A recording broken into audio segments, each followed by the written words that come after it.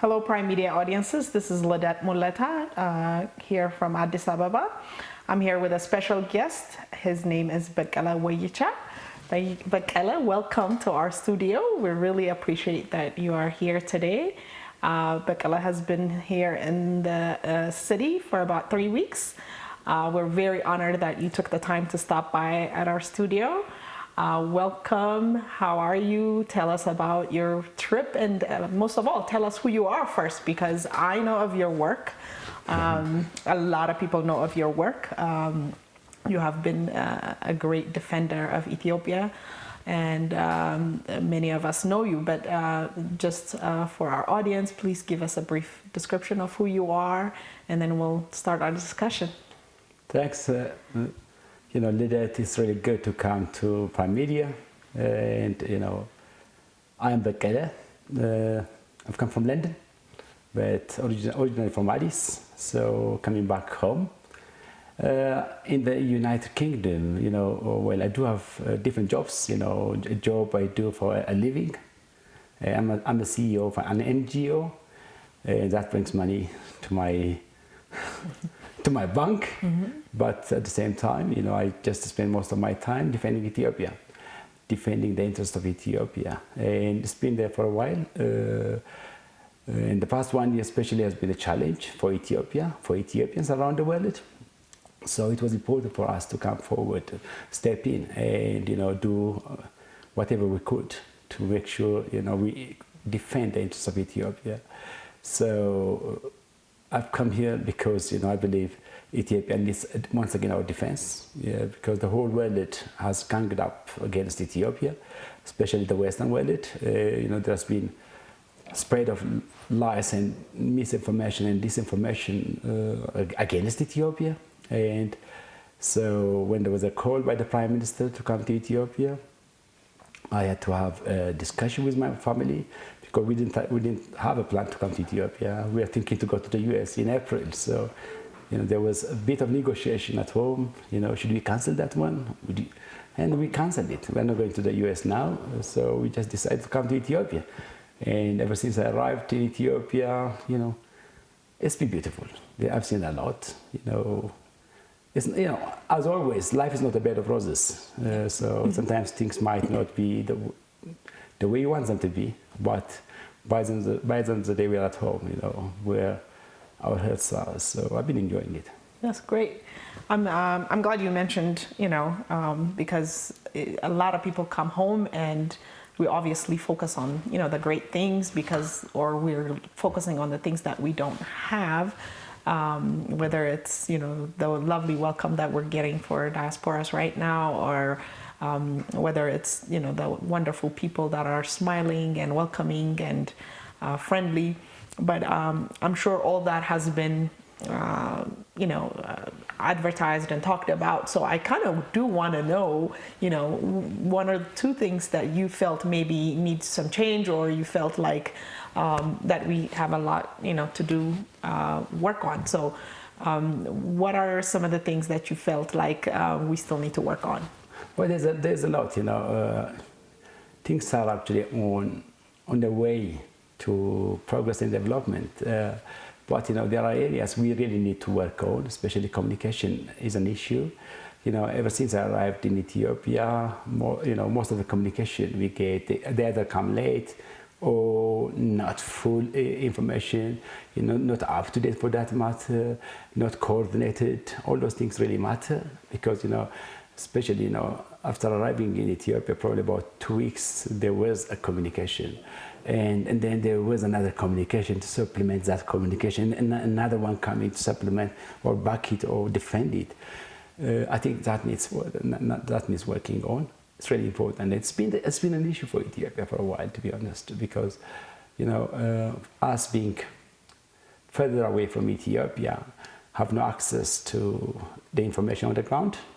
We heavily relied on government sources or sources on the ground, but it's not always somewhat coordinated and somewhat organized. And that really matters for us, for those who defend Ethiopia, because when you defend Ethiopia, you really want to defend Ethiopia based on facts, based on the reality, and you should be in a position to defend it, provided you have the facts and information. Very often we don't get it, so that needs fixing, and we don't have the luxury, because by the end of the day, there are many others who are working, to wreck Ethiopia, and we cannot afford to sit back and really hold those information. So working on the communication is really important for me, and I've seen the challenge. And another thing is actually managing expectations, because Ethiopia is a young democracy.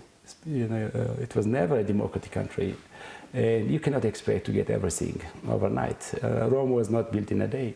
So the expectation not only from those who have voted for the government, which has got the mandate for the coming 5 years, but also those from within, the political parties, the elites.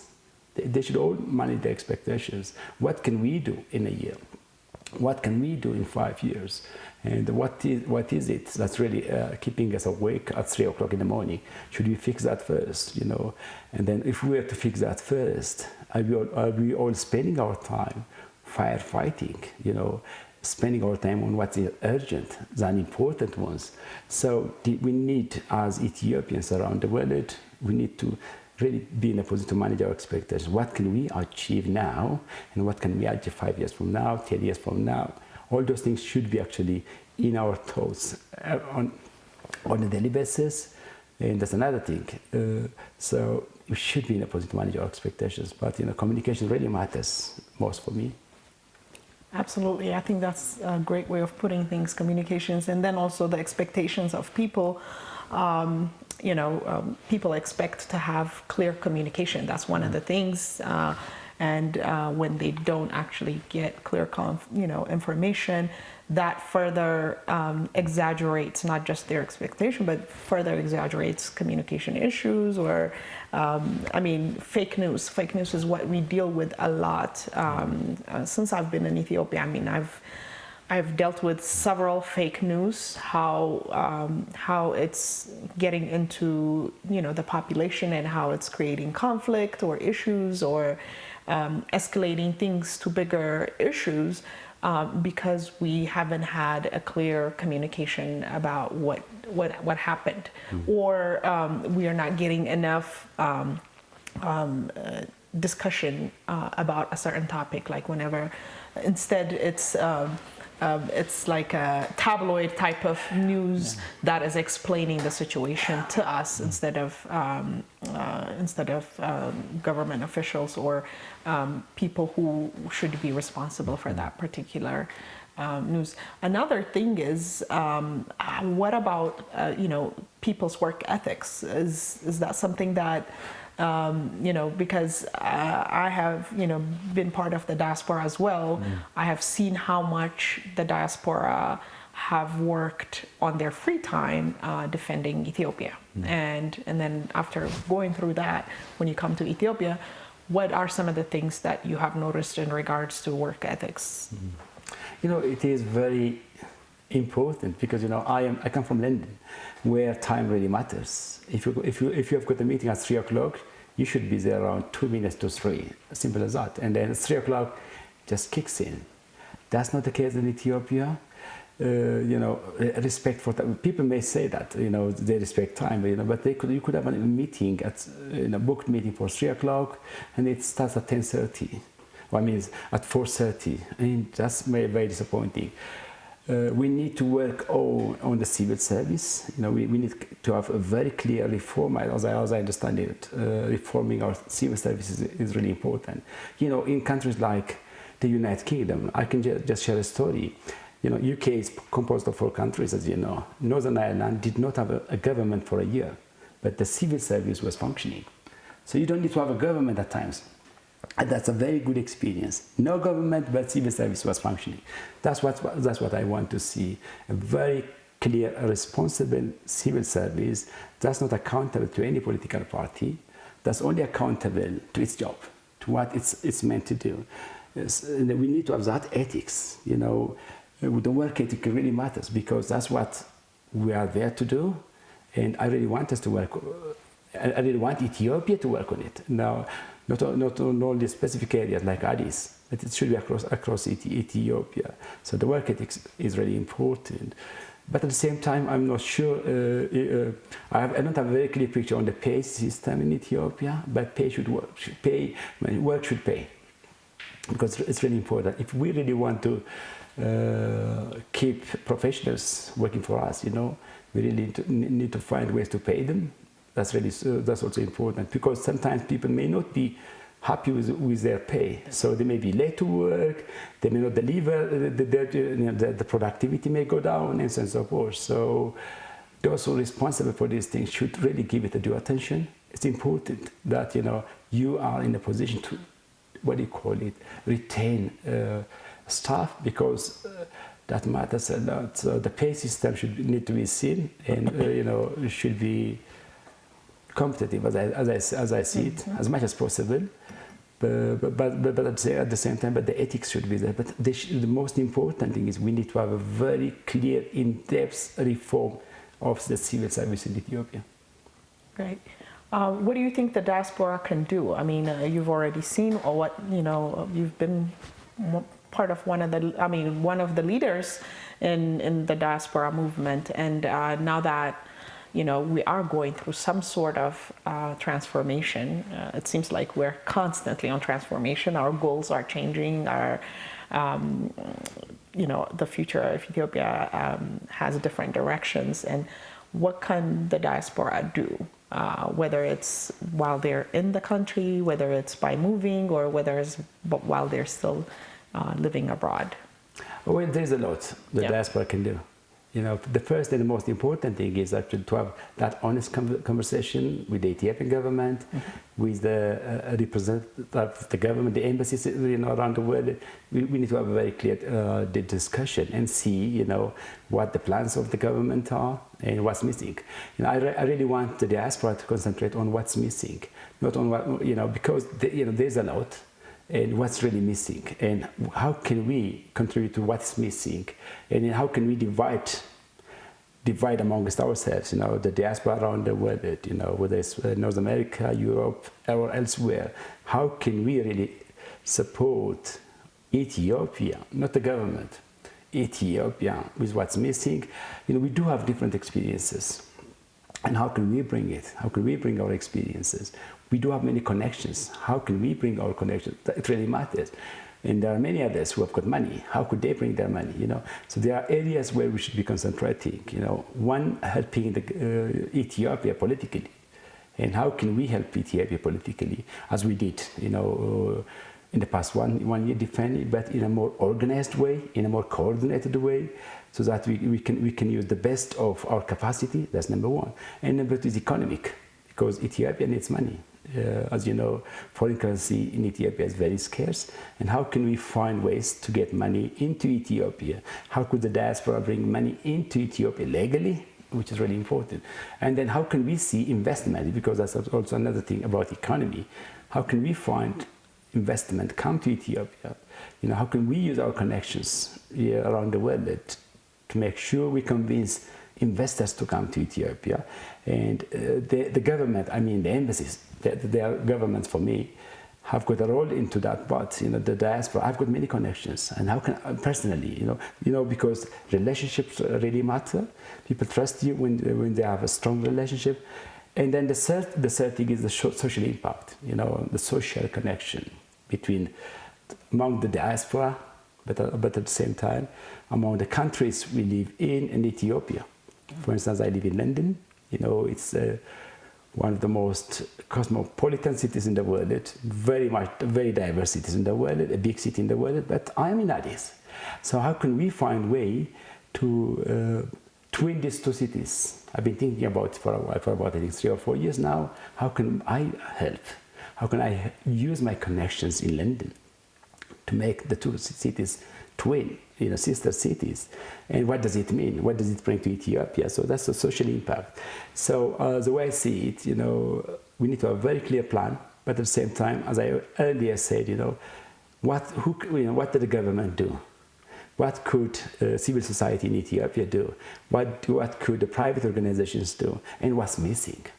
Because if we are to concentrate on what's missing, we are not going to duplicate effort, but at the same time use the resources effectively.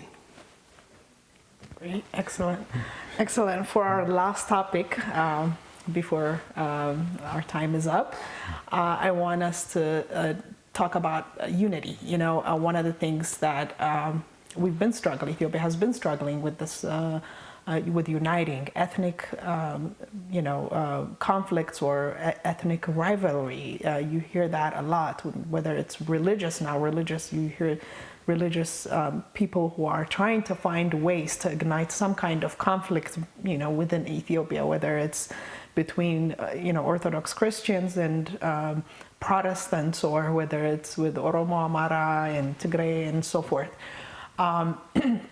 I already know your beliefs, but I just wanted to know, these things, we see them in elites too. We see these things not just in uneducated people, entitlement, just being threatened with others just because they're not familiar with other cultures or so forth. What do you say about unity and how people need to really be progressive about things, and what are your encouragement on that? Yeah, unity really matters. When Ethiopia was attacked in the past 1 year, Ethiopians of all walks of life were together. Despite all political differences, it's good to have political differences. People should just respect that. Otherwise everybody would be me, which is not enough. So Ethiopia is a country of more than 110 million, and we could have different thoughts and perspectives. But when it comes to the country, Ethiopia, unity really matters. But at the same time, we need to have tolerance. We need to have tolerance and respect for the cultures, beliefs of others. Because by the end of the day, when we say Ethiopia, Ethiopia is a country of all those, 80 plus ethnic groups, nationalities for that matter, and people of all religion and probably none, if there are some. Everybody's entitled. What brings me, this brings me to London again. In London is one of the cities, one of probably the two cities where you have the people of all world, the whole world. So everybody from around the world has got at least one person in London, and we live in peace. We live in in harmony, I could say, for that matter. But what matters there is, the rule of law, really, the rule of laws. And Ethiopia's rule of law is being worked on. It's going to take time because, it's been a dictatorship probably for many years. And it's now we are on transition, and there will always be some elements, who would actually use opportunities to exercise what's not expected. So people need to have patience. We need to have patience. We need to have openness to embrace, because sometimes even me, born and raised in Addis, there are many things I don't know, but I would just try to see it openly, because by the end of the day, when we are when we celebrate a holiday, we never ask who comes from where. We just celebrate together. Probably the food could come from somebody from somewhere, but we still eat it. So what I really want to see is a tolerant Ethiopia, a respectful Ethiopia, an inclusive Ethiopia, and where everybody matters, where everybody is given opportunity to contribute. By the end of the day, this is a country for all of us. It's not for those with loud voices, or it's not for those who have got access to media or access to to funds. It should be also for those who are actually, on the corner. By the end of the day, they are also Ethiopians for me. So Ethiopians for me are all Ethiopians around the country, from south to north, east to west, wherever they are Ethiopians, and we should protect the dignity, interests of almost everybody. So those of us who really work on unity should really concentrate on working on unity forever, because by the end of the day, it really matters. When I go to, here I'm Ethiopian, when I go to to the UK, I'm one of the black people. You see, but I will always I'm Ethiopian, and nobody cares about your ethnicity. Exactly. Yep. That's what you should remember. And I think you said the perfect thing about, you know, being under the umbrella of rule of law, because I think that's why in most Western world there is harmony, and there's sort of coexistence is very respected, because it doesn't matter where you come from. If you do not follow the rules, then you'll be the one who would have to deal with the law. So I think that with that being worked on in Ethiopia, I think we may have you know, a great support in reducing the ethnic tensions or complaints that we see on the streets or elsewhere today. Bekele, thank you so much. It was a very great having you here. It's an honor. I'm honored to meet you in person, and hopefully, you know, you'll come back again and visit us. I appreciate you for your time, and thank you very much. Thanks for hosting me. Oh. It was a pleasure coming here. Thank you so much. Prime Media audiences, this was my time with Bekele. I'll be back with another guest. Thank you.